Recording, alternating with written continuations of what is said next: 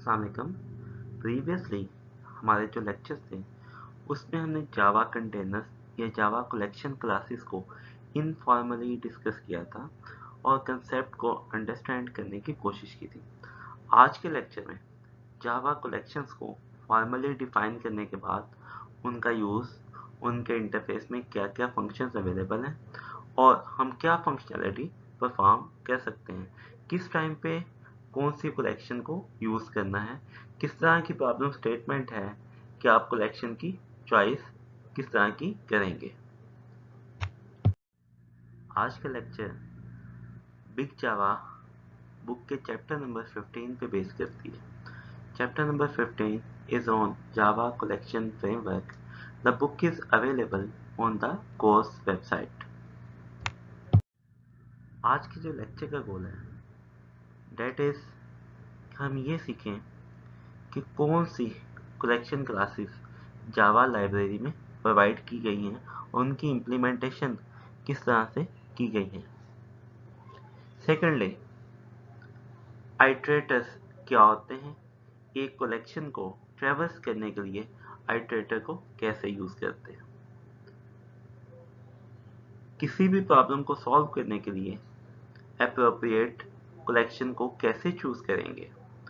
इसके अलावा real world application of stack and queues को अंडरस्टैंड किया जाएगा। जैसा कि हम पहले भी कलेक्शन को डिफाइन कर चुके हैं, collection groups together elements and allows them to be retrieved later. So अगर आपके पास एप्लीकेशन में मल्टीपल ऑब्जेक्ट्स हैं and you want to hold your objects to be retrieved later, तो आप कलेक्शन को यूज कर सकते हैं। सो जावा हमें एक कलेक्शन फ्रेमवर्क प्रोवाइड करती है जिसमें मल्टीपल क्लासेस और इंटरफेसेस मौजूद है और इनकी एक हायरार्की है जो इनहेरिटेंस के थ्रू मेंटेन की गई है। जावा दो तरह के कंटेनर्स प्रोवाइड करती है। Number one, collection and map. Collection is the interface and map is also the interface. List interface collection से एक्सटेंड करता है और क्यू इंटरफेस भी कलेक्शन से एक्सटेंड करता है। इसके अलावा सेट का इंटरफेस मौजूद है। So this are not the concrete classes, this are the interfaces. इनसे जो कंक्रीट क्लासेस हैं जो लिस्ट की इंप्लीमेंटेशन प्रोवाइड करते हैं, data array list, stack and link list. So link list Q वाले इंटरफेस से भी एक्सटेंड होती है। सो एक टाइम में एक क्लास दो इंटरफेसेस को इम्प्लीमेंट कर सकती है, लेकिन क्लासेस से एक्सटेंड नहीं हो सकती। अगर हम यहाँ पे देखें तो इसने एक इंटरफेस को इम्प्लीमेंट किया है। जब भी इंटरफेस से इम्प्लीमेंटेशन होगी तो एक डॉटेड लाइन आएगी, लेकिन अगर इनहेरिटेंस होगी तो स्ट्रेट सॉलिड लाइन जाहिर की जाएगी। इसके अलावा क्यू की एक इम्प्लीमेंटेशन प्रायोरिटी क्यू की शक्ल में मौजूद है। सेट को इम्प्लीमेंट करने के लिए दो क्लासेस कंक्रीट क्लासेस मौजूद है, हैश सेट, ट्री सेट। और मैप के लिए भी दो इम्प्लीमेंटेशन है, hash map and tree map. So अगर हम ये देखें कि कलेक्शन के जो इंटरफेस में फंक्शंस हैं वो इन तमाम इंटरफेसेस में एंड अल्टीमेटली इन तमाम क्लासेस में कलेक्शन इंटरफेस के फंक्शंस मौजूद होंगे।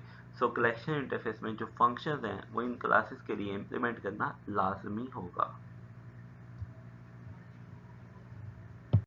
लिस्ट को हाई लेवल पे हमने लास्ट लेक्चर में डिस्कस भी किया था।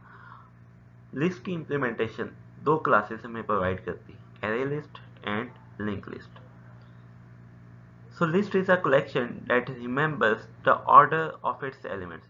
So जिस ऑर्डर में आप एलिमेंट इंसर्ट करते जाएंगे किसी भी लिस्ट में, सो वो ऑर्डर लिस्ट को याद रहेगा। लेट्स से आपने एक एलिमेंट ए रिटर्न किया, फिर बी, फिर सी, डी, ई। सो ये एलिमेंट्स इसी ऑर्डर में लिस्ट में मौजूद रहेंगे, चाहे वो एरे लिस्ट हो या लिंक लिस्ट हो। सो लिस्ट का इंटरफेस एलिमेंट्स के ऑर्डर को रिमेंबर करता है। कलेक्शन से जो एक इंटरफेस मजीद एक्सटेंड होता है that is set interface. So set interface is an unordered collection of unique elements. दो चीज़ें इस पे बहुत इंपॉर्टेंट है। इसमें एलिमेंट्स हमेशा यूनिक होंगे। डुप्लीकेट एलिमेंट्स सेट इंटरफेस में या सेट रेफरेंस के थ्रू ऐड नहीं किए जा सकते। अनऑर्डर्ड कलेक्शन से क्या मुराद है? हमने लिस्ट की शक्ल में इस बात को देखा कि जैसे जैसे एलिमेंट आप ऐड करते जाएंगे उस ऑर्डर को लिस्ट रिमेंबर करेगी, लेकिन सेट के लिए ये ऑर्डर इम्पोर्टेंट नहीं है। सेट की जो भी इम्प्लीमेंटेशन क्लासेस हैं, सो अगर वो हैश टेबल है या ट्री सेट है, इसको हैश सेट भी कहा जाता है, इनकी इम्प्लीमेंटेशन पे डिपेंड करता है कि इन एलिमेंट्स की ऑर्डरिंग क्या होगी। सो सेट के अंदर एलिमेंट्स को फाइंड करना, ऐड करना, वहां से रिमूव करना ज्यादा एफिशिएंट है।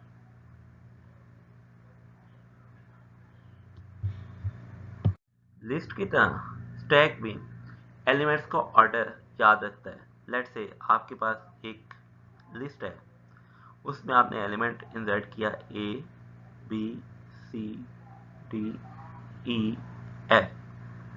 फर्क सिर्फ इतना है कि लिस्ट में आप कोई भी एलिमेंट एक्सेस कर सकते थे। लेट्स से आपको एलिमेंट सी चाहिए, आप इसे एक्सेस कर सकते हैं लिस्ट की शक्ल में।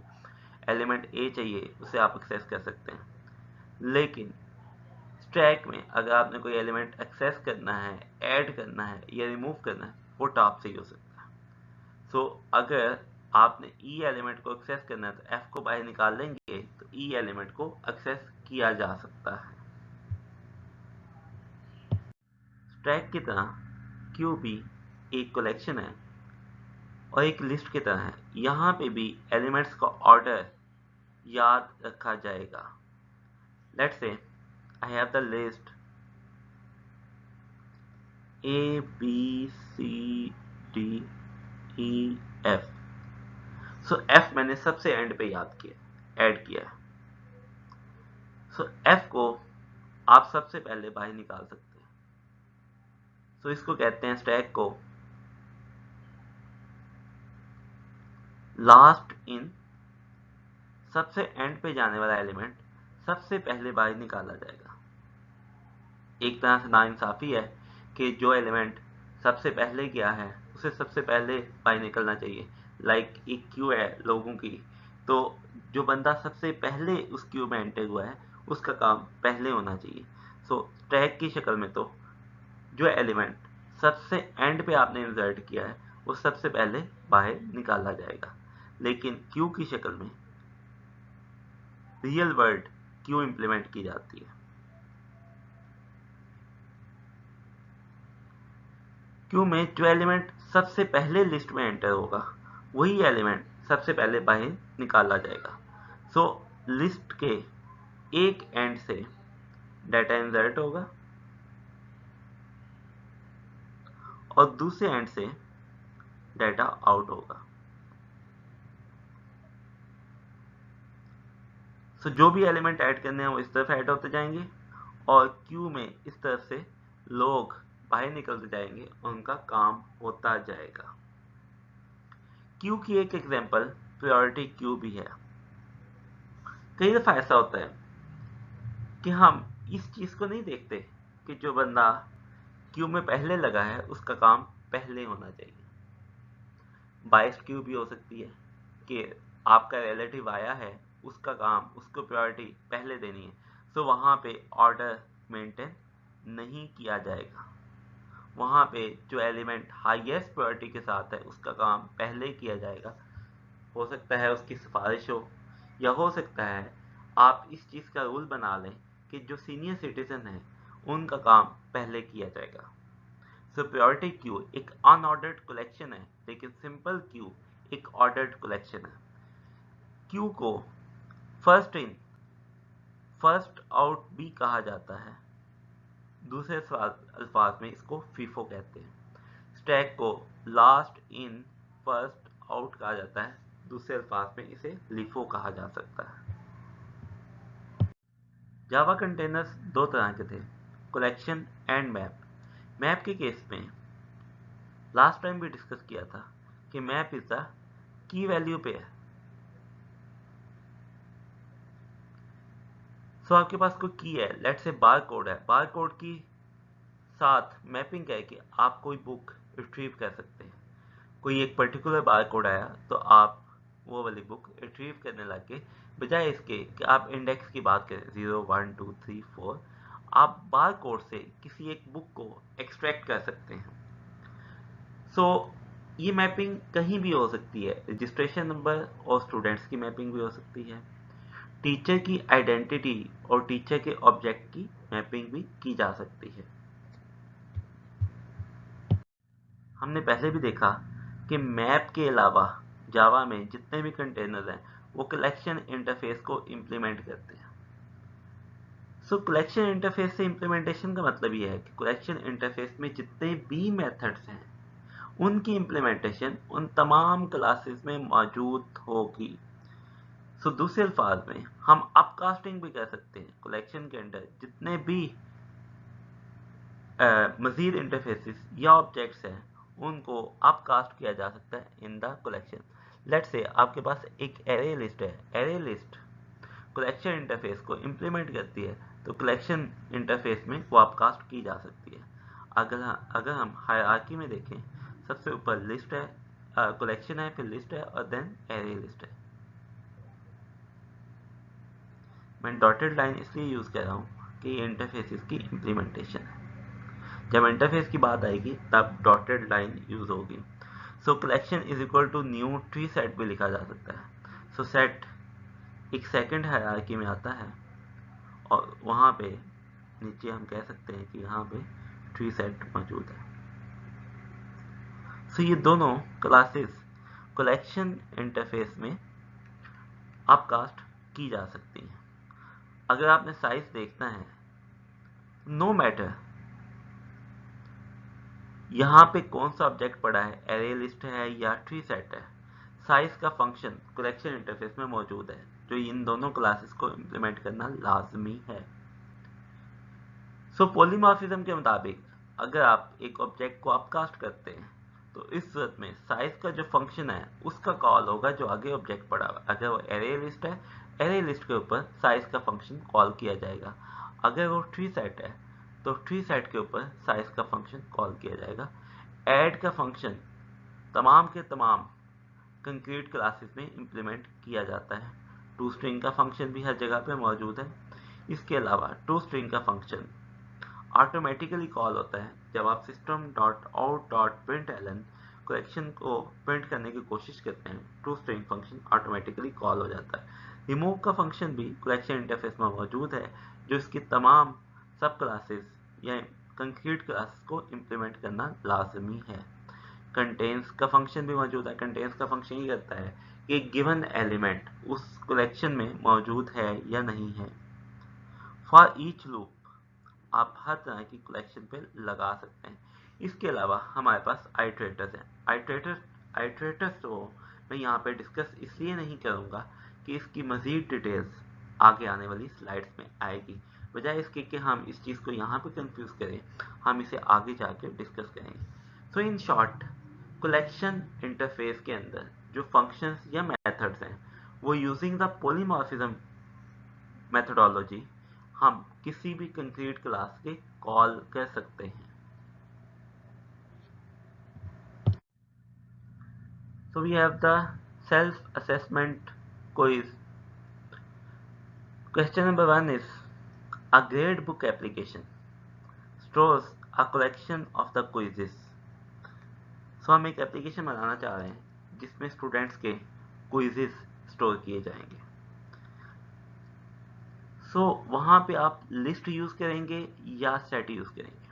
यहाँ पे एक बात बताना बहुत ज़्यादा इम्पोर्टेंट है कि लिस्ट एक ऑर्डर्ड कलेक्शन है, सेट जो है वन ऑर्डर्ड कलेक्शन है। सो आपका इस केस में क्या आंसर होगा? क्या ग्रेडबुक एप्लीकेशन में क्विज़ेस की कलेक्शन को स्टोर करने के लिए हमें लिस्ट यूज करनी चाहिए या सेट? सो इसका आंसर ये है कि लिस्ट बेटर चॉइस है। उसकी वजह ये है कि अगर एक स्टूडेंट ने पहले क्विज दिया है, दूसरे स्टूडेंट ने उसके बाद क्विज दिया है, तो इसकी ऑर्डरिंग लिस्ट में तो मेंटेन रहेगी, लेकिन सेट में ये ऑर्डरिंग मेंटेन नहीं रहेगी। सेल्फ असेसमेंट में सेकंड क्वेश्चन ये है कि हम स्टूडेंट का रिकॉर्ड एक यूनिवर्सिटी के लिए स्टोर करना चाह रहे हैं, एक ऐसी एप्लीकेशन बनाना चाह रहे हैं जो स्टूडेंट इंफॉर्मेशन सिस्टम कहलाता है, और यूनिवर्सिटी के लिए स्टूडेंट के रिकॉर्ड्स हमारे पास मौजूद है। वहाँ पे क्या लिस्ट यूज़ करनी चाहिए या सेट यूज़ करना चाहिए? List is the ordered collection and set is the unordered collection. So answer is set is a better choice. उसकी रीज़न क्या है? उसकी रीज़न ये है, स्टूडेंट को एक पर्टिकुलर ऑर्डर में रखने का कोई हमें फ़ायदा नहीं है। सेट की शक्ल में स्टूडेंट्स का डाटा रिमूव करना, ऐड करना या फाइंड करना ज़्यादा एफिशिएंट हो सकता है। नेक्स्ट क्वेश्चन इज कि आपके पास विश लिस्ट है कि मैंने ये किताबें पढ़नी है। सो जो किताबें आपने पढ़नी है उसकी ऑर्गेनाइज करना है, उसके लिए क्या क्यू बेटर है या स्टैक? सो इसको मज़ीद एक दफ़ा हम ये देखते हैं कि stack is LIFO, last in first out, and Q is the first in first out. So wish list में जो बुक सबसे पहले ऐड हुई है उसे पहले पढ़ना चाहिए, बजाय इसके कि उसे बाद में पढ़ा जाए। सो इस केस में I think Q is the best choice. Self assessment में फोर्थ क्वेश्चन इज कि मैप का जो इंटरफेस है वो कलेक्शन इंटरफेस से सेपरेट क्यों है? कोई एक रीज़न इस डिसीजन की आपने लेनी है कि जावा बनाने वालों ने ये डिसीजन क्यों लिया कि मैप को कलेक्शन इंटरफेस से सेपरेट कर दिया। सो कंटेनर्स, जैसे हमने पहले डिस्कस किया कि दो तरह के कंटेनर्स हैं, number 1 collection container and second map container. इसकी रीज़न ये है कि कलेक्शन में एलिमेंट्स को स्टोर किया जाता है, लेकिन मैप में हम उनकी एसोसिएशन को भी स्टोर करते हैं। सो कॉमन इंटरफेस इन दोनों के लिए प्रोवाइड करना मुश्किल हो जाएगा। इस वजह से जावा ने कलेक्शन इंटरफेस और मैप इंटरफेस को सेपरेट कर दिया, और कलेक्शन के अंदर सिर्फ वो चीज़ें रखी जो एलिमेंट्स को सेव करते हैं। एसोसिएशन के लिए उसने सेपरेट क्लासेस इंट्रोड्यूस करवा दी। लास्ट लेक्चर में भी इस पर डिस्कशन हुई थी कि जेनेरिक टाइप्स जावा के अंदर एक बहुत इंपॉर्टेंट कंसेप्ट है। जावा की बात करना यहाँ पे गलत होगा, क्योंकि generic types object oriented programming की किसी भी लैंग्वेज में एक बहुत बड़ी बेस है। जेनेरिक टाइप से आप अपने कोड को हर जगह पे रीयूज कर सकते हैं। सो जेनेरिक टाइप के लिए जो आप सिंटैक्स यूज करते हैं that is known as diamond syntax, जिसमें एंगल ब्रैकेट्स आप लगाते हैं। अमूमन जब आप एरे लिस्ट बनाते हैं तो एंगल ब्रैकेट्स में अगर आपने यहाँ पे स्ट्रिंग लिखा है तो यहाँ पे भी आपने स्ट्रिंग ही लिखना होता है, लेकिन आप शॉर्ट हैंड नोटेशन यूज कर सकते हैं। बजाय इसके कि आप ये कंप्लीट सिंटैक्स लिखें, आप शॉर्ट हैंड नोटेशन भी यूज कर सकते हैं। लास्ट लेक्चर में हमने ये भी देखा था कि एरे लिस्ट हमें क्या क्या फंक्शंस प्रोवाइड करता है। इसके अलावा ये भी डिस्कशन हुई थी कि लिंक लिस्ट में एरे लिस्ट से ज़्यादा फंक्शंस होते हैं। आज के लेक्चर में भी कलेक्शन इंटरफेस के फंक्शन आपने देखे। ऐड का फंक्शन है, साइज का फंक्शन है, रिमूव का फंक्शन है, आइटरेटर का फंक्शन है, टू स्ट्रिंग का फंक्शन है। ये तमाम के तमाम फंक्शन जो कलेक्शन इंटरफेस में है उसको एरे लिस्ट इंप्लीमेंट करती है, और उन्हीं तमाम फंक्शंस को लिंक लिस्ट भी इंप्लीमेंट करती है, क्योंकि लिंक लिस्ट कलेक्शन की हायरार्की में आती है। इसके अलावा भी लिंक लिस्ट के कुछ फंक्शन हैं। सबसे पहले हमें ये देखना है कि लिंक लिस्ट होती क्या है। ये भी एक लिस्ट है जिसमें एलिमेंट्स ऑर्डर्ड फॉर्म में मौजूद होते हैं। तो मैं ये कहूँगा link list is a list, क्योंकि लिंक लिस्ट इंटरफेस को इंप्लीमेंट करती है। सो लिस्ट की जो प्रॉपर्टीज है वो लिंक लिस्ट में मौजूद होगी। लेकिन डिफरेंस ये है कि लिस्ट को जब मेमोरी में सेव किया जाता है तो वो एक लिस्ट ऑफ रेफरेंसेस होती है। लेट्स से 0th इंडेक्स है, 1 है, 2 है, 3 है, ये कोई 4 ऑब्जेक्ट जो है या उनके रेफरेंसेस को स्टोर करता है। That is ABCD। Let's say अगर आपने एलिमेंट नंबर 1 के बाद एक एलिमेंट E इंसर्ट करना है तो ऑब्वियसली इन एलिमेंट्स को नीचे मूव करना पड़ेगा और एक स्पेस बनानी पड़ेगी।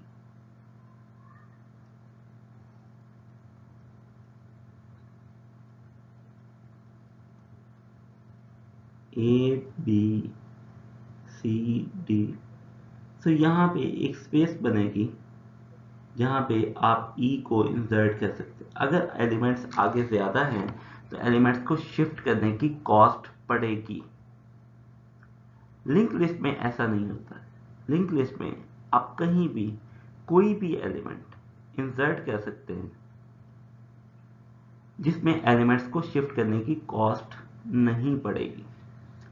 मैं एक एग्जांपल लेता हूँ। चेन ऑफ पर्सन आप बनाते हैं। This is the person 1, person 2, person 3, person 4। फिर 4 लोगों की चेन है। पर्सन 1 का जो हाथ है पर्सन 2 के हाथ में, पर्सन 3 का हाथ पर्सन 2 के हाथ में और पर्सन 3 का हाथ पर्सन 4 के हाथ में। सो एक चेन है। लेट्स से मैं ये कहता हूँ कि पर्सन 5 को पर्सन 2 और 3 के दरमियान में आना है। तो सिंपली क्या होगा, पर्सन 5 यहाँ पे आएगा और पर्सन 3 का हाथ इसके हाथ में चला जाएगा, पर्सन 5 का हाथ पर्सन 2 के हाथ में चला जाएगा। सो सिंपली चेन में अगर आपने इजाफा करना है, दरमियान में कोई भी बंदा ऐड करना है, तो 2 लिंक्स आपने चेंज करने हैं। 2 लिंक्स क्या आपने चेंज करने थे? 2 लिंक्स ये थे कि इस लिंक को ब्रेक कर दिया जाए जो पर्सन 2 और 3 के दरमियान में, और ये 2 नए लिंक्स बना दिए जाएं। इसी तरह से लिंक लिस्ट भी ऐसे ही काम करती है। जैसे अगर आपने इस डायग्राम में देखा कि लोगों की एक चेन है, तो लिंक लिस्ट ऑब्जेक्ट्स की एक चेन होती है।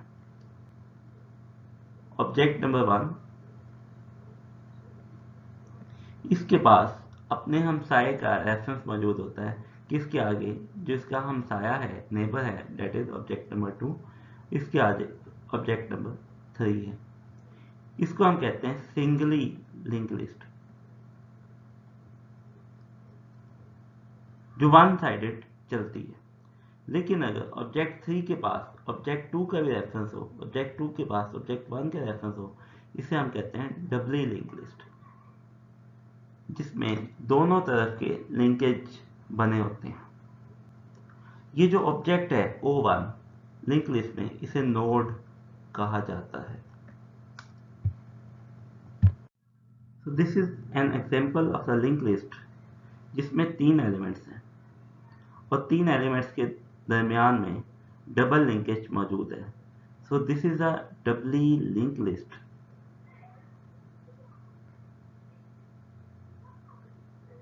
सीक्वेंशियल ऑर्डर में एलिमेंट्स को एक्सेस करने से मुराद ये है कि एक एलिमेंट आपने एक्सेस किया, उसके बाद उसका नेक्स्ट एलिमेंट, उसके बाद उससे नेक्स्ट एलिमेंट। रैंडम एक्सेस का मतलब ये है कि आप जस्ट इंडेक्स बताएं कि मैंने इंडेक्स नंबर 3 पे जाना है, आप डायरेक्ट इंडेक्स नंबर 3 पे मूव करेंगे। उसके बाद आपने कहा कि मैंने इंडेक्स नंबर 7 पे जाना है, आप इंडेक्स नंबर 7 पे मूव करेंगे। एरे लिस्ट में आप रैंडम एक्सेस करते हैं इंडेक्स बता के, तो एक एफिशिएंट वे है, आप किसी भी इंडेक्स पे जा सकते हैं। लेकिन लिंक लिस्ट में सीक्वेंशियल ऑर्डर से एक्सेस करना एफिशिएंट है, रैंडम एक्सेस से एलिमेंट्स को एक्सेस करना एफिशिएंट नहीं है। उसकी वजह क्या है? उसकी वजह यह है कि इन एलिमेंट्स का कोई इंडेक्स नहीं होता। इनका अगर इंडेक्स आपने कैलकुलेट करना है तो कंप्यूटेशन कॉस्ट ज़्यादा आएगी। तो यहाँ पे हमारे पास 3 नोड्स हैं। This is the node 1, node 2 and node 3।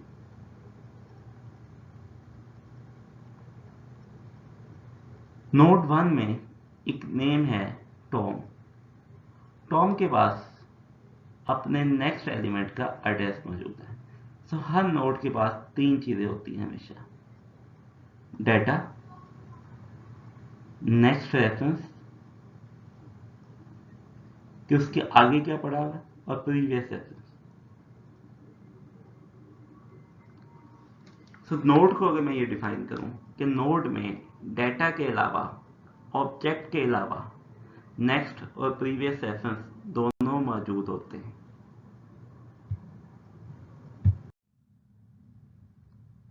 तो आपने लिंक लिस्ट में कोई एलिमेंट ऐड करना है या रिमूव करना है, दैट इज मोर एफिशिएंट।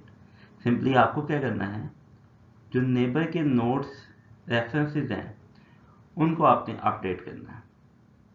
अगर इस जगह पे कोई एलिमेंट इंसर्ट करना है तो सिंपली ये जो लिंक यहाँ पे बने हुए थे इनको ब्रेक करके आपको नए लिंक्स बनाने हैं, जैसे हमने लास्ट स्लाइड में डिस्कस किया था।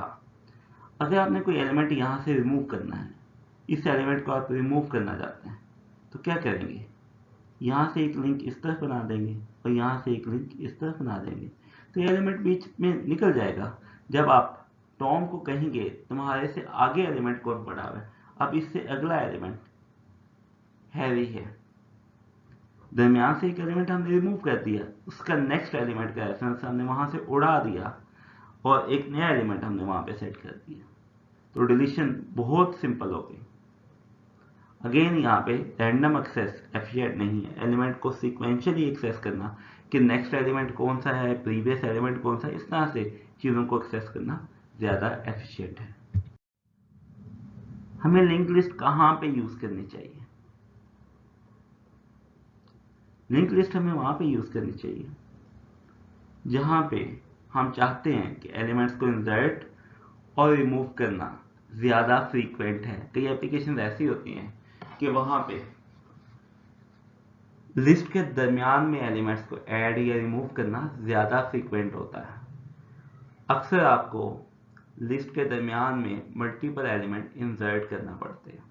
वहाँ पे लिंक लिस्ट ज़्यादा एफिशिएंट है क्योंकि इंसर्शन और डिलीशन की कॉस्ट लिंक लिस्ट की शक्ल में कम है, एरे लिस्ट की शक्ल में ज़्यादा है। जैसे हमने पहले भी डिस्कस किया कि उस सूरत में एलिमेंट्स को आगे या पीछे शिफ्ट करना पड़ता है। लिंक लिस्ट की शक्ल में एलिमेंट्स को शिफ्ट नहीं करना पड़ता, जस्ट लिंक्स को अपडेट करना पड़ता है। इसके अलावा आपको लिंक लिस्ट वहां पे चूज करनी चाहिए जहां पे रैंडम एक्सेस आपको नहीं करनी या आपको बहुत रेयर करनी है, बहुत कम करनी है। अगर आपको रैंडम एक्सेस बहुत ज़्यादा करनी है तो आपको एरे लिस्ट यूज़ करनी चाहिए क्योंकि वहां पे वो एफिशिएंट होगी। तो लिंक लिस्ट को अगर हम जावा डॉक में देखें कि जावा डॉक्यूमेंटेशन में इसमें क्या क्या फंक्शंस मौजूद हैं। सबसे पहले इसमें वो तमाम फंक्शंस हैं जो कलेक्शन इंटरफेस में मौजूद है, क्योंकि लिंक लिस्ट कलेक्शन इंटरफेस को इम्प्लीमेंट करती है। दूसरी इसमें ज़्यादा इंपॉर्टेंट चीज़ ये है कि this is the generic class. इसके साथ आप डायमंड सिंटैक्स यूज़ कर सकते हैं, एंगल ब्रैकेट पे टाइप बता सकते हैं, और लिंक लिस्ट आप किसी भी टाइप के बना सकते हैं। किस पैकेज में है? java.util में ये लिंक लिस्ट मौजूद है। कलेक्शन इंटरफेस के अलावा लिंक लिस्ट में जो फंक्शंस मौजूद हैं वो नीचे दिए गए हैं। अगर आपने एक एम्प्टी लिस्ट बनानी है तो लिंक लिस्ट का इंटरफेस आप लिंक लिस्ट का कंस्ट्रक्टर कॉल करेंगे। लिस्ट डॉट एड लास्ट ये स्पेशल लिंक लिस्ट के लिए है। ये एलिमेंट लिस्ट के एंड पे ऐड कर देता है। वैसे कलेक्शन का जो ऐड का फंक्शन है वो भी सेम यही काम करता है। लिस्ट डॉट ऐड फर्स्ट ये लिस्ट के स्टार्ट में कोई एलिमेंट ऐड कर देगा। लिस्ट डॉट गेट फर्स्ट ये स्टार्टिंग एलिमेंट आपको रिटर्न कर देगा। लिस्ट डॉट गेट लास्ट, ये आपको लास्ट एलिमेंट रिटर्न करेगा। List dot remove first, remove first पहला एलिमेंट रिमूव करने के बाद रिटर्न करेगा कि मैंने ये एलिमेंट रिमूव किया है। इसके अलावा कलेक्शन में जस्ट लिस्ट डॉट आइटरेटर का फंक्शन था, लेकिन लिंक लिस्ट में लिस्ट डॉट लिस्ट आइटरेटर का फंक्शन मौजूद है।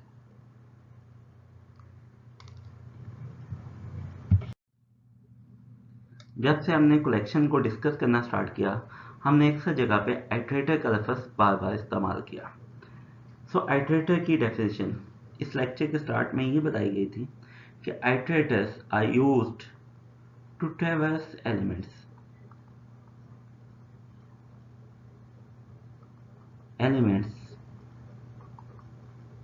इन कलेक्शन या लिस्ट या कंटेनर। सो मल्टीपल टाइप के हमारे पास आइटरेटर्स मौजूद हैं। एक जेनेरिक आइटरेटर है, लिस्ट आइटरेटर है, सेट आइटरेटर।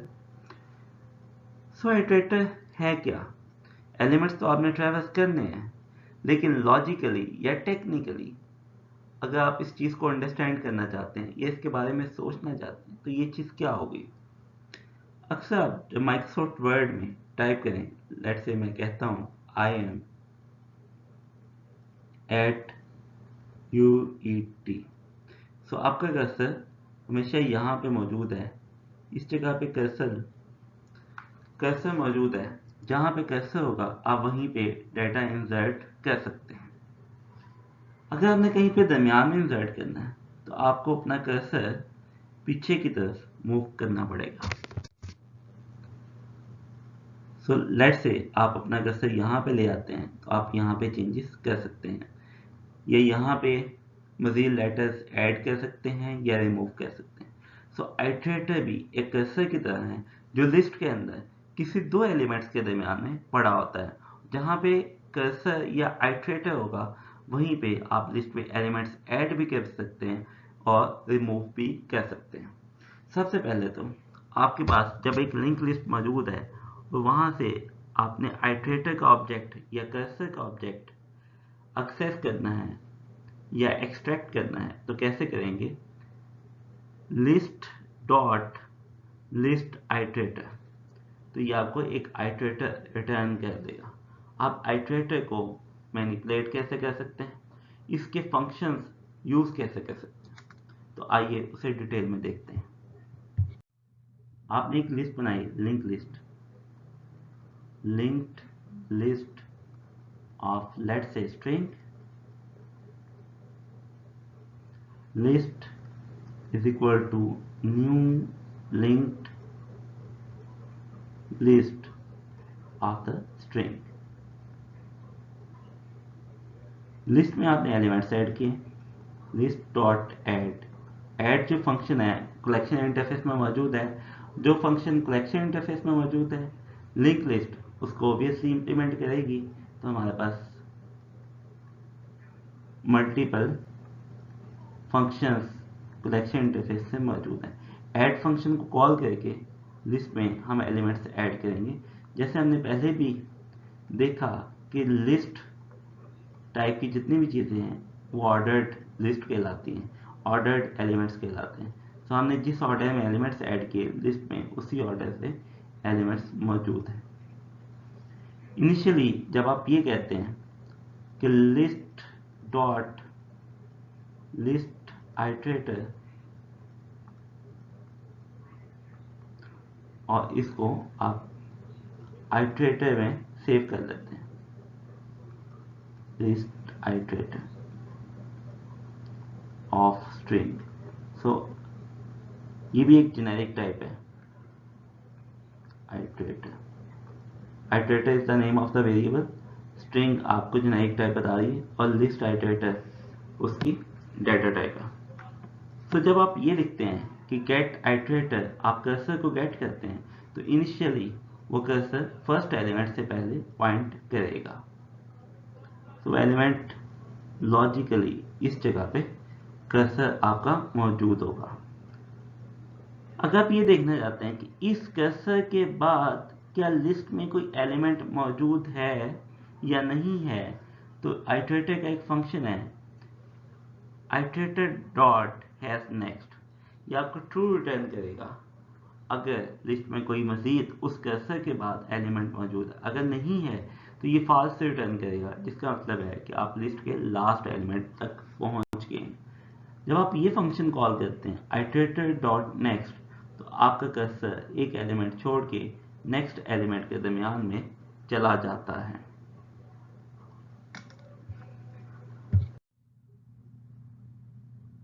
अगर आपने लिस्ट के तमाम एलिमेंट्स ट्रेवर्स करने हैं, तमाम एलिमेंट्स को प्रिंट करना है, तो वाइल लूप लगाएंगे कि जब तक हैश नेक्स्ट का फंक्शन हमें ट्रू रिटर्न करता है, हम तब तक इस लिस्ट में आगे मूव करते रहें। आइटरेटर डॉट नेक्स्ट करेंगे तो ये एक एक एलिमेंट आगे मूव करेगा और जिस एलिमेंट के आगे मूव करेगा हमें वो एलिमेंट रिटर्न कर देगा और हम उसके साथ जो भी लॉजिक अप्लाई करना चाहते हैं वो अप्लाई कर सकते हैं। फॉर ईच लूप भी यही काम करता है। सो एक्चुअली वो नेक्स्ट नेक्स्ट मूव करता है अनलेस लास्ट एलिमेंट पे नहीं पहुंच जाता। मैंने लास्ट टाइम भी आपको फॉर ईच लूप का सिंटेक्स बताया था, एक दफ़ा उसको रिवाइज कर लेते हैं। For and then type of the list, अगर स्ट्रिंग टाइप की लिस्ट है तो आपने कर दी, कोई वेरिएबल का नाम रख दिया ताकि वन बाय वन जो आपके एलिमेंट्स हैं वो नेम वेरिएबल में आते रहेंगे और यहाँ पे लिस्ट आ जाएगी। वन बाय वन आप इन एलिमेंट्स को नेम के अंदर जो एलिमेंट वन बाय वन आते जा रहे हैं उनको आप मैनिपुलेट कर सकते हैं, उन पर लॉजिक अप्लाई कर सकते हैं। सो आइटरेटर और फॉर ईच लूप बहुत क्लोजली आप इसमें रिलेटेड हैं। फॉर ईच लूप भी आइटरेटर को ही यूज़ करता है और उसी तरीके से नेक्स्ट एलिमेंट पे मूव करता है अनलेस लास्ट एलिमेंट पे नहीं पहुंच जाता। मैंने आपको पहले भी बताया कि लिंक लिस्ट दो तरह की होती है, वन साइडेड जिसे सिंगली लिंक लिस्ट कहते हैं या टू साइडेड जिसे डबली लिंक लिस्ट कहते हैं। लिंक लिस्ट में जितने भी ऑब्जेक्ट्स होते हैं वो उस क्लास के नोड कहलाते हैं। सो नेक्स्ट एलिमेंट का रेफरेंस होगा इसके पास, नेक्स्ट एलिमेंट का रेफरेंस, प्रीवियस एलिमेंट का रेफरेंस और प्रीवियस एलिमेंट का रेफरेंस होगा। सो इसको हम डबली लिंक लिस्ट कहते हैं। सो लिंक लिस्ट में बैकवर्ड मूव करने के लिए हैश नेक्स्ट की तरह हमारे पास हैश प्रीवियस का फंक्शन है जिससे आप लिंक लिस्ट में बैकवर्ड मूव कर सकते हैं। और हैश प्रीवियस ये बताता है कि क्या बैकवर्ड कोई एलिमेंट मौजूद है लिस्ट में या नहीं, और प्रीवियस एक्चुअल में बैकवर्ड मूव कर देगा। यह द फॉलोइंग लिंक लिस्ट जिसमें 4 स्ट्रिंग है, उसका इनिशियल लेटर बस लिखा गया है ताकि चीज़ों को शॉर्ट रखा जाए, DHRT। तो ये 4 नोड्स हैं हमारे पास। हमने कहा कि लिस्ट डॉट लिस्ट आइटरेटर हमें एक कर्सर मिल गया जो पहले एलिमेंट के स्टार्ट में अवेलेबल है। जब हमने नेक्स्ट कॉल किया तो हम एक्चुअली इस जगह पे मूव करेंगे और नेक्स्ट एलिमेंट हमें रिटर्न करेगा D। सो जिस एलिमेंट को छोड़ के वो आगे आया है वो वाला एलिमेंट हमें रिटर्न करेगा। अब यहाँ पे आप कहते हैं कि इंसर्ट J या ऐड J, आपने ये कह दिया आइटरेटर के थ्रू एलिमेंट ऐड किया, लिस्ट के थ्रू एलिमेंट ऐड नहीं किया। आइटरेटर डॉट ऐड J, इससे क्या होगा कि जिस जगह पे कर्सर मौजूद है उसी जगह पे एलिमेंट इंसर्ट होने के बाद कर्सर उसके बाद मूव कर जाएगा। लिस्ट की बजाय आइटरेटर में भी रिमूव का फंक्शन मौजूद है। रिमूव कोई भी एलिमेंट एज अ इनपुट नहीं लेता क्योंकि कर्सर जहां पे है वहीं से चीजें रिमूव होंगी। सो रिमूव मेथड करता क्या है? Remove the object that was returned by the last call to the next और द प्रीवियस। आपने जब नेक्स्ट कॉल किया, आपने कहा नेक्स्ट एलिमेंट, आइटरेटर से कहा कि नेक्स्ट एलिमेंट पर मूव कर जाओ, तो कर्सर आगे मूव कर जाएगा। नेक्स्ट एलिमेंट आपको एक ऑब्जेक्ट रिटर्न करेगा। रिमूव का फंक्शन उस ऑब्जेक्ट को डिलीट करेगा जो नेक्स्ट एलिमेंट ने रिटर्न किया था। लेट्स से किसी एक कंडीशन की बेस पे आप तमाम के तमाम नेम्स लिस्ट में से रिमूव करना चाहते हैं। तो सबसे पहले ट्रेवर्सिंग के लिए आप लूप लगाएंगे जिसमें iterator डॉट हैश नेक्स्ट ये बताएगा कि क्या हम आगे मूव कर सकते हैं या नहीं। iterator डॉट नेक्स्ट हमें वो एलिमेंट रिटर्न कर देगा जिसको आप ट्रेवर्स करके आगे मूव किया। अब उस पर आप कंडीशन अप्लाई करेंगे। iterator डॉट रिमूव जब कॉल करेंगे तो ये वाला नेम जो नेक्स्ट फंक्शन ने रिटर्न किया था वो लिस्ट में से रिमूव हो जाएगा। लेकिन यहाँ पे एक हमें एहतियात करनी है। एहतियात ये करनी है कि जब आपने कहा iterator डॉट नेक्स्ट, आपको एक स्ट्रिंग रिटर्न होगा। Let's say a is equal to, मैं कहता हूं कि वहां पे UET पड़ा हुआ था। आपने कहा iterator डॉट रिमूव, क्योंकि नेक्स्ट के फंक्शन ने UET रिटर्न किया था a वेरिएबल में, UET वाला स्ट्रिंग लिस्ट में से रिमूव हो जाएगा। लेकिन अगर आप दोबारा iterator डॉट रिमूव कॉल करेंगे क्या होगा? यहाँ पे ये होगा कि हमने रिमूव की डेफिनेशन में पढ़ा है कि नेक्स्ट का फंक्शन जो चीज़ रिटर्न करेगा वही रिमूव होगी। क्योंकि जो चीज़ नेक्स्ट ने रिटर्न की थी वो आप रिमूव कर चुके हैं, दोबारा रिमूव का फंक्शन कॉल करेंगे तो यहाँ पे एक्सेप्शन आ जाएगी। आप दो दफ़ा चीज़ें कॉल नहीं कर सकते। इसके अलावा ऐड का फंक्शन कॉल करने के बाद आप रिमूव को कॉल नहीं कर सकते, क्योंकि जब तक नेक्स्ट या प्रीवियस कॉल नहीं करेंगे एलिमेंट आइटरेटर के थ्रू रिमूव नहीं किया जा सकता। List iterator is the interface. So list iterator का जो इंटरफेस है वो एक्सटेंड करता है आइटरेटर इंटरफेस को। सो इन दोनों के मिला के जो फंक्शंस हैं वो, जैसे हमने नेक्स्ट का फंक्शन देखा, प्रीवियस का फंक्शन देखा, iterator dot set, set function updates the last element return by the next और द प्रीवियस। जैसे रिमूव के केस में कि लास्ट एलिमेंट जो रिटर्न होगा उसी को रिमूव किया जाएगा। आइटरेटर डॉट सेट क्या करता है, जो लास्ट एलिमेंट है उसकी वैल्यू चेंज कर देता है जो नेक्स्ट या प्रीवियस से रिटर्न किया होता है। इसी तरह से आइटरेटर डॉट हैश नेक्स्ट भी हमने देखा। आइटरेटर डॉट हैश प्रीवियस अगर आपने बैकवर्ड मूव करना है। आइटरेटर डॉट ऐड, ये आइटरेटर या कर्सर जहाँ पे वहाँ पे एलिमेंट ऐड कर देगा। आइटरेटर डॉट नेक्स्ट और रिमूव ये हम पहले से देख चुके हैं। आइटरेटर के साथ हमारे पास एक सैम्पल प्रोग्राम है which is named as list demo. इसका काम यह है कि एक लिस्ट में स्ट्रिंग्स को इंसर्ट किया जाए, उस लिस्ट को आइटरेट या ट्रेवर्स किया जाए, एलिमेंट्स को रिमूव किया जाए और बाद में लिस्ट को प्रिंट कर दिया जाए। सो आपका टास्क ये है कि इस प्रॉब्लम स्टेटमेंट के मुताबिक लिस्ट डेमो को इम्प्लीमेंट करें। लिस्ट डेमो का काम क्या होगा कि एक लिस्ट बनाई जाए, वहां से आइटरेटर को गेट किया जाए, आइटरेटर के थ्रू एलिमेंट्स को ऐड करें, रिमूव करें और बाद में लिस्ट को प्रिंट करें। सो सैंपल इनपुट या आउटपुट दे दी गई है। इनिशियल लिस्ट है आपके पास DHJNT, ये 5 एलिमेंट्स हैं। जो एक्सपेक्टेड आउटपुट है दैट इज DHJNT। पहली लिस्ट को आपने इस तरह से चेंज करना है, लिंक लिस्ट को आइटरेटर के थ्रू। अगेन मैं बार बार आइटरेटर का वर्ड यूज कर रहा हूँ कि आपने जितने भी ऑपरेशन कॉल करने, add, remove, set, next, previous, iterator के कॉल करने, आइटरेटर के थ्रू आपने लिस्ट को अपडेट करके एक्सपेक्टेड लिस्ट में कन्वर्ट करना है। This is your exercise to create this programme.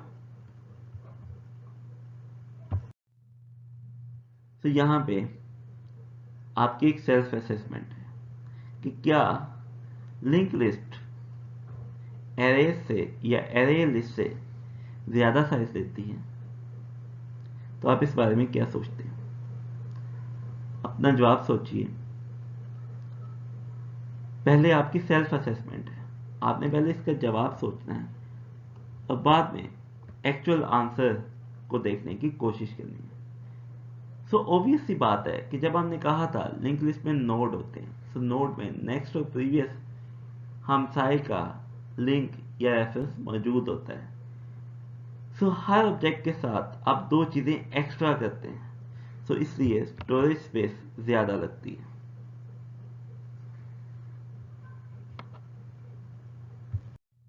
Iterator के लिए सेकंड क्वेश्चन ये है कि हम सिंपल एरेज के साथ आइटरेटर का यूज़ क्यों नहीं करते, उनको ट्रैवर्स करने के लिए एरे के एलिमेंट्स हम क्यों ट्रैवर्स नहीं करते आइटरेटर के थ्रू। उसका आंसर ये है कि एरे के अंदर रैंडम एक्सेस करके एलिमेंट्स आप किसी भी इंडेक्स पे या इंटीजर इंडेक्स से डायरेक्टली एक्सेस कर सकते हैं, which is more efficient in case of array. लेकिन लिंक लिस्ट के केस में सीक्वेंशियल एक्सेस ज़्यादा एफिशिएंट है, उसको ट्रैवर्स करने के लिए आपको आइटरेटर चाहिए होते हैं। तो एक मज़ीद एक्सरसाइज है आपके लिए, डेट इज़ कि आपके पास इनिशियली एक लिस्ट है जिसका नाम है लेटर्स। उसमें इस सीक्वेंस में एलिमेंट्स पड़े ए बी सी डी।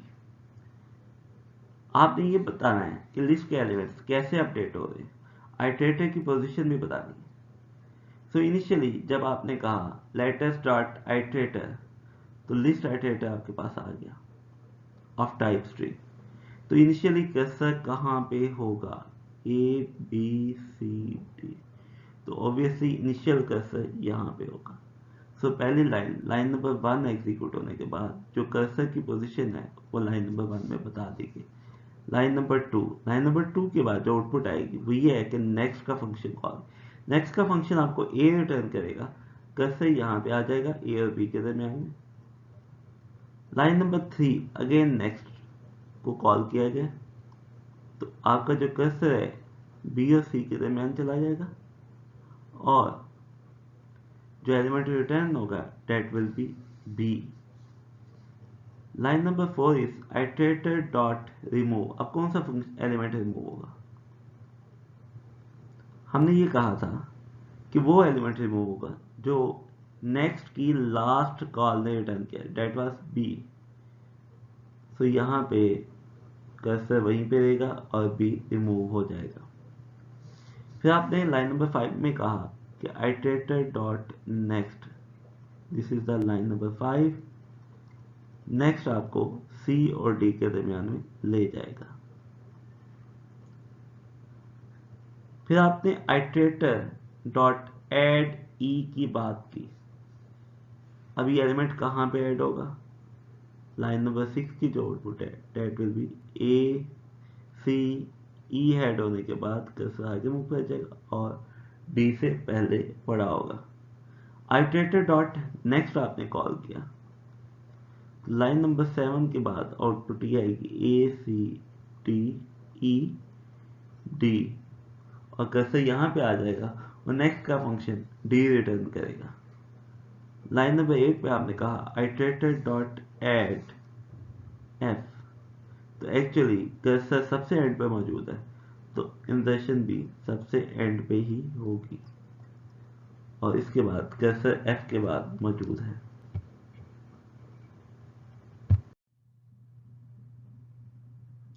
तो आपने एक ऐसा फंक्शन लिखना है, ऐसा प्रोग्राम लिखना है या लूप लिखना है जो इन तमाम स्ट्रिंग्स को रिमूव कर देगा जिनकी लेंथ लेस देन 4 है। लेकिन आपने आइटरेटर को यूज करना है, उसके थ्रू एलिमेंट्स को ट्रेवर्स करना है। आपके पास जो लिस्ट है उसका नाम है वर्ड्स, तो आपने लिस्ट आइटरेटर को पहले एक्सेस करना है। लिस्ट आइटरेटर उसका ऑब्जेक्ट बनाना है। This is of type string. String की टाइप इसलिए है कि हमारी लिस्ट की जो टाइप है वो भी स्ट्रिंग थी। Iterator is equal to words dot iterator.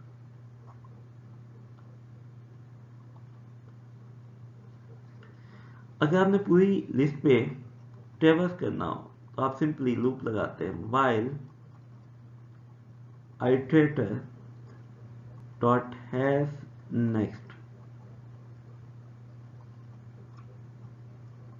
सो अगर नेक्स्ट एलिमेंट मौजूद है तो हम आगे मूव करते जाएंगे। सबसे पहले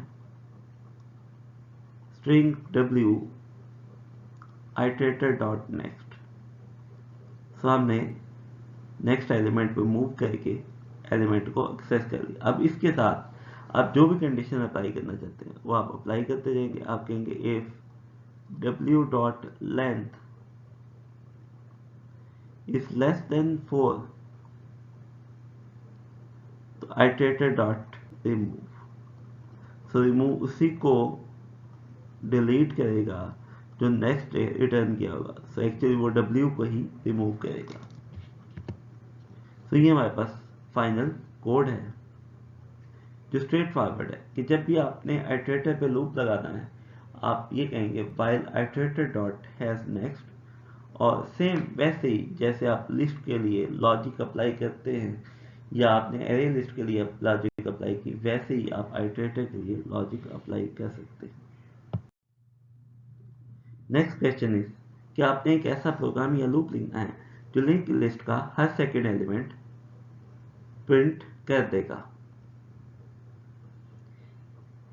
इसका आंसर इस स्लाइड में मौजूद है, लेकिन इससे पहले कि आप वो आंसर देखें पहले आपने अपना थिंकिंग प्रोसेस करना है। इस लेक्चर को क्लोज करें, एक नोटबुक लें और उसके ऊपर कोड लिखने की कोशिश करें कि आप लूप कैसे लगाएंगे, आइटरेटर कैसे गेट करेंगे। बेसिक जो कोड है, स्ट्रक्चर है, वो तो मैं आपको लास्ट स्लाइड में भी बता चुका हूँ कि पहले आपने लिस्ट से आइटरेटर कैसे एक्सेस करना है और while iterator dot has next आपने कैसे लगाना है।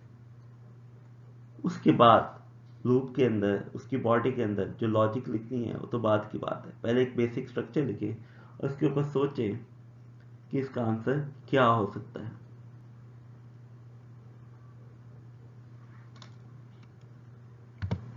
So this is the answer. आप हर एक आइटरेशन में हैज नेक्स्ट को एक दफा कॉल करेंगे, लेकिन लिस्ट के अंदर मूव आप 2 दफा करेंगे और उसके बाद एलिमेंट को प्रिंट कर देंगे। तो 2 दफा नेक्स्ट का फंक्शन कॉल करने का मकसद ये है कि हम एलिमेंट को स्किप करें। लेट्स समराइज कि आज हमने क्या चीज़ लर्न की है, किस चीज़ को अंडरस्टैंड किया है। फॉर्मली जावा कलेक्शन फ्रेमवर्क को स्टडी करने की हमने कोशिश की और बेसिक इंट्रोडक्शन हमने मैप और कलेक्शन की जितनी भी क्लासेज हैं उनका बेसिक इंट्रोडक्शन लेने की कोशिश की है।